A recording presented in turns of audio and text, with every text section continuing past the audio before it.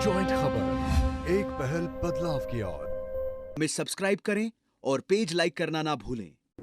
नए क्वारंटीन के लिए थोड़ा सा बताइए। हम लोग नई क्वारंटीन फैसिलिटी अगले 2-3 दिन में तैयार करके लेने वाले हैं। उसमें से कल रईस स्कूल में काम भी शुरू हो चुका है। वहाँ पे हम 400 बेड का क्वारंटीन सेंटर इस्टेब्लिश करने वाले हैं और वो मुझे उम्मीद है कि आज शाम को या फिर कल सुबह तक हम जल्दी शुरू कर देंगे। तो और क्वारंटीन सेंटर पे अगले 3-4 दिन में और ज़्यादा काम होगा और शहर को जितनी ज़रूरत है उस हिसाब से क्वारंटीन सेंटर की कमी नहीं रहने वाली है। इसके ऊपर हमारी तरफ से कार्रवाई शुरू है। सर कितने बेड का क्वारंटीन सेंटर बना रहे हैं सर? रईस स्कूल में 400 बेड का होगा और हमारा प्रयास ऐसा है कि हम अगले 3 दिन के अंदर कम से कम 1000 बेड का क्वारंटीन की फैसिलिटी और ऐड करेंगे। तो क्वारंटीन की कोई कमी शहर को रहने वाली नहीं है। सर पोगांव में जो बन रहा है, एक काफ़ी पूरे शहर में चर्चा है कि 350 बेड का पोगांव में क्वारंटीन सेंटर बन रहा था, लेकिन उस बारे में सर बताइए। हमारे पास हॉस्पिटल तैयार करने के लिए बहुत सारे ऑप्शन है। उसमें से एक ऑप्शन पोगांव में तैयार करने का था। उसके ऊपर हमने बहुत सारी जगह का इंस्पेक्शन भी किया है और बट इस बारे में अभी तक कुछ भी फाइनल नहीं है कि किस जगह पे करना है। जब फाइनल होगा तो उसमें आपको सूचना दे दी जाएगी, बट अभी तक कुछ फाइनल नहीं हुआ है कि कहाँ पे वो हॉस्पिटल तैयार किया जाएगा। कोरोना को लेकर आपका एक्शन प्लान क्या है? कोरोना में जैसे मैंने बताया कि सबसे ज़रूरी वो है कि जो 5 चीज़ें ज़रूरी है कि सबसे पहले तो जो पेशेंट आते हैं उनका पेशेंट का इलाज होना अच्छे से अच्छे ज़रूरी है ताकि मौतें कम हो और उसके लिए ज़रूरी है कि पेशेंट हमारे पास जल्दी से जल्दी आए। सेकंड बात हमको जो करनी होती है कि जो पॉजिटिव पेशेंट आया है उसके सारे कॉन्टैक्ट को निकालना, उनकी कॉन्टैक्ट ट्रेसिंग करना और उनको टेस्ट करना। और उसके बाद में एक चीज़ होती है कि घर पे हम हमारी सर्वे टीम भेज के जो सस्पेक्टेड पेशेंट हैं, जिनकी उम्र ज़्यादा है, जिनको और पहले से कोई बीमारी है, उनको आइडेंटिफाई करना, उनमें कोई सिम्टम है तो उनको उनके घरों से निकाल के हॉस्पिटल में या फिर क्वारंटीन सेंटर में रखना। और उसके बाद में नेक्स्ट एक्शन प्लान ये होता है कि कम्युनिटी में जो कम्युनिटी के लोग हैं, मीडिया के लोग हैं, डॉक्टर्स हैं, प्रतिष्ठित नागरिक हैं, पॉलिटिकल लोग हैं, धार्मिक लोग हैं, उनसे बात करना और कम्युनिटी का ट्रस्ट लेके कम्युनिटी को साथ में इन्वॉल्व करके कैसे ज़्यादा से ज़्यादा लोगों को बाहर निकाला जाए, कोरोना का जो डर है वो निकाला जाए।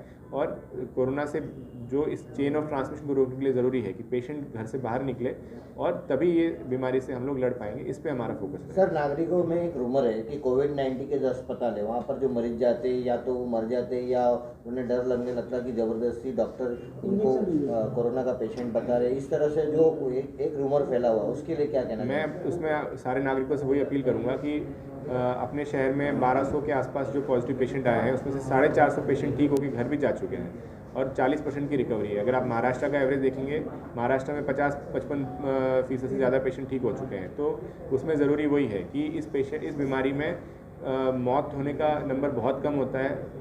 95% से ज़्यादा लोग हैं उनको आराम से 10 दिन में वो रिकवर भी हो जाते हैं, उनको ज़्यादा इलाज की ज़रूरत नहीं होती है। बट ज़रूरी है कि ज़्यादा से ज़्यादा लोग जितना जल्दी पहले आएंगे हमारे पास में उतना ही हम मौतों को कंट्रोल कर पाएंगे। बाकी जगह आपने देखा होगा कि जहाँ पे पेशेंट, हमारे शहर में भी देखा होगा कि जहाँ पे पेशेंट जल्दी अगर बाहर आ गया है तो उसकी जान हमने बचाई है, लेकिन जब पेशेंट लेट आता है तो उसको बचाना बहुत मुश्किल होता है। इस बीमारी में सबसे बड़ी चुनौती वही है कि पेशेंट जल्दी से जल्दी इलाज के लिए बाहर आए, तभी वो खुद भी बचेगा, उसके रिश्तेदार भी बचेंगे और समाज को भी फायदा होगा। सर भिवंडी में जो डॉक्टर्स डर के मारे प्रैक्टिस नहीं कर पा रहे हैं, क्योंकि भिवंडी के कई लोग ऐसे हैं जो डॉक्टरों को धमका रहे हैं, डरा रहे हैं, उस बारे में सर बताइए। मैं सारे नागरिकों से वही अपील करूंगा कि इस टाइम पे, कोरोना के टाइम पे हमारे लिए सबसे बड़े जो योद्धा हैं वो डॉक्टर, नर्स और स्वास्थ्य कर्मचारी हैं। तो उन सब की हमको रेस्पेक्ट करनी चाहिए, धमकाने की कोई ज़रूरत नहीं है। डॉक्टर और नर्सेज और उनके अंदर पैनिक का माहौल है, तो अगर ऐसी कोई बात है तो हम उसको एड्रेस करने की कोशिश करेंगे। लेकिन नागरिकों से वही अपील है कि ऐसा कुछ भी करना नहीं चाहिए, क्योंकि ये लोग हमारे लिए अपनी जान को जोखिम में डाल के फ्रंट लाइन पे हमारे लिए काम कर रहे हैं। सर जिस तरह से देखा गया कोरोना का पेशेंट जब भिवंडी शहर में काफ़ी कम थे तो उस समय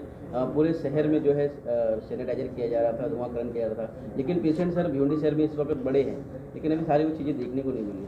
अगर ऐसी कंप्लेन है तो मैं अगले 2-3 दिन के अंदर उसमें कार्रवाई करूंगा। जहाँ जहाँ पे केसेस निकले हैं तो हम पक्के कंटेनमेंट जोन के अंदर सैनिटाइजेशन फॉगिंग की कार्रवाई वहाँ पे शुरू करेंगे। इसका मैं आपको आश्वासन दूँगा। और भाग लेवल पे क्या एम्बुलेंस और दूसरी फैसिलिटीज़ के लिए क्या अभी आपका क्या एक्शन प्लान है? हमने हर प्रभाग स्तर पे जो हमारी 5 एक्टिविटीज़ जो मैंने आपको बताई उस सब के लिए एक नोडल पर्सन हमने अपॉइंट किया है।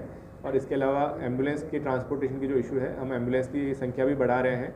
एम्बुलेंस के लिए ड्राइवर की जो इशू थे उसमें भी आज हमने 10 नए ड्राइवर अपॉइंट किए हैं। तो एम्बुलेंस की प्रॉब्लम नहीं रहने वाली है, एम्बुलेंस की संख्या भी बढ़ाई जाएगी। और प्रभाग स्तर पे हमने एक एम्बुलेंस देने का निर्णय किया है और कोविड हॉस्पिटल में एक एम्बुलेंस देने का निर्णय किया है। तो एम्बुलेंस की किसी को तकलीफ नहीं रहने वाली है, ये हम 1-2 दिन में उसकी खातरी करें। सर एलिगेशन है कि प्राइवेट जो एम्बुलेंस सर्विस है वो सिर्फ 1 किलोमीटर के लिए डेड बॉडी ले जाने के लिए 5,000 रुपीज़ चार्ज कर रहे हैं, जिसके अंदर कहीं ना कहीं आईजीएम से लेकर महानगर पालिका के वो लोग भी मिले हुए हैं जो भिवंडी महानगर पालिका की जो एम्बुलेंस है वो नहीं प्रोवाइड कर पा रहे हैं। उस बारे में बताइए सर। कोविड पेशेंट के जो डेड बॉडीज़ हैं उनके ट्रांसपोर्टेशन करने के लिए हमने आज सुबह ही चर्चा की है। हम एक डेडिकेटेड शववाहिका देंगे जो कि जो कोविड सस्पेक्टेड है या कंफर्म डेथ है उसके ट्रांसपोर्टेशन के लिए 1 या 2 दिन में फैसिलिटी शुरू होगी और वो फ्री ऑफ सर्विस होगी, free of cost. Sir Malegaon आणि भिवंडी याच्यामध्ये तुम्ही कोणता म्हणजे मालेगावचा पॅटर्न वापरणार? मैंने जैसे बताया कि मालेगांव या फिर भिवंडी पैटर्न हर एक जगह पे एक ही होता है कि जो गवर्नमेंट की तरफ से गाइडलाइन आती है उन्हीं को फॉलो करना होता है। बट अगर किसी जगह पे लगता है कि हर जगह के हिसाब से जो लोकल रिक्वायरमेंट होगी, जैसा शहर होगा उस हिसाब से हमको वहाँ के लोगों की ज़रूरत के हिसाब से, उनकी काम करने के तरीके के हिसाब से, वहाँ की कंफर्ट के, उनकी कल्चरल, उनकी लाइफस्टाइल के हिसाब से हमको थोड़ा सा चेंज करना होता है। तो उस हिसाब से वही है कि यहाँ के लोगों के साथ मिलकर हम कैसे लड़ाई लड़ सकते हैं कोरोना से, उसके ऊपर ही होगा। वो मालेगांव पैटर्न की बात करें या फिर आप भिवंडी पैटर्न की बात करें, हमेशा वही होता है कि गवर्नमेंट की गाइडलाइन को फॉलो करना है और लोगों के साथ मिलकर काम करना है। वो पैटर्न हर जगह पे सेम रहता है। कोरोना के डेड बॉडी देने का जो सिस्टम है भिवंडी में, क्या उसको कुछ चेंजेस करने की या गवर्नमेंट के गाइडलाइंस के मुताबिक काम नहीं हो रहा है, क्योंकि उनको अंतिम विधि जो है गवर्नमेंट की गाइडलाइन से नहीं हो रही, उसको लेकर क्या कहेंगे आप? अगर ऐसी कंप्लेन है तो मैं आज आपने जैसे बोला उस हिसाब से मैं गवर्नमेंट की गाइडलाइन के हिसाब से अगर डेड बॉडी का डिस्पोजल नहीं हो रहा है उस पर हम काम करेंगे। पुलिस से मैं बात करूँगा, हॉस्पिटल अथॉरिटी से बात करूँगा और वहाँ के जो पेशेंट के रिलेटिव हैं उनको भी काउंसलिंग की जाएगी कि उनको गवर्नमेंट की गाइडलाइन को डेड बॉडी डिस्पोजल में उस हिसाब से उनको काम करना चाहिए। कोरोना टेस्टिंग के प्राइवेट हॉस्पिटल काफ़ी चार्ज करते हैं, जिसके कारण गरीब लोग हैं वो हॉस्पिटल तक नहीं पहुंचते हैं और वो अपने मन में छुपा के रखते हैं और आसपास में फैलता है। कोविड टेस्टिंग की कैपेसिटी बढ़ाने के लिए हमने आज सुबह ही बात की है, 2 दिन मीटिंग में हमारी चर्चा भी हुई है। तो गवर्नमेंट फैसिलिटी के अंदर फ्री ऑफ कॉस्ट जो टेस्टिंग है उसकी संख्या हम अगले 2 या 3 दिन में बढ़ाकर 200-300 तक लेके जाएंगे और उसके बाद में अगर ज़रूरत पड़ी तो और भी संख्या बढ़ाई जाएगी। तो टेस्टिंग के प्राइवेट रेट की वजह से डरने की किसी को ज़रूरत नहीं है।